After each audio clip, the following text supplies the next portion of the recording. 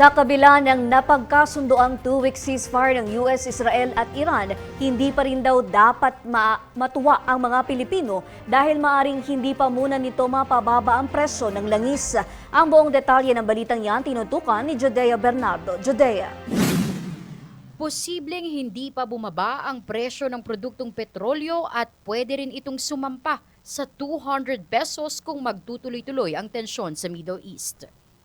Sa pagbubukas ng unang araw ng Joint Committee hearing, ito ang inamin ni Department of Energy Secretary Sharon Garin kasabay ng pagsasabing fully dependent kasi ang Pilipinas sa mga kaganapan sa US, Israel at Iran conflict.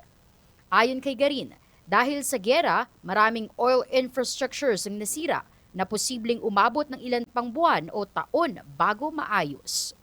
Bungsod nito, pwede ring mas tumagal ang problema sa supply ng langis kaysa sa mismong tensyon sa Middle East.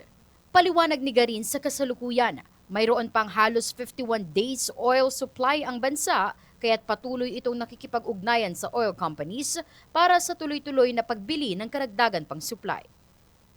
Yun nga lang, may kasalukuyang disruption sa pagde-deliver ng mga ito. Sa kabila ng problema sa langis, tiniyak naman ni Garin na hindi magkakaroon ng rotational power outage dahil lamang sa krisis sa langis. As to the power side, again, the diesel is only 3% of our fuel in electricity. Although that gives us some comfort, the price, however, of LNG is triple na. If there is any brownouts, it's not because of the crisis, Mr. Chair.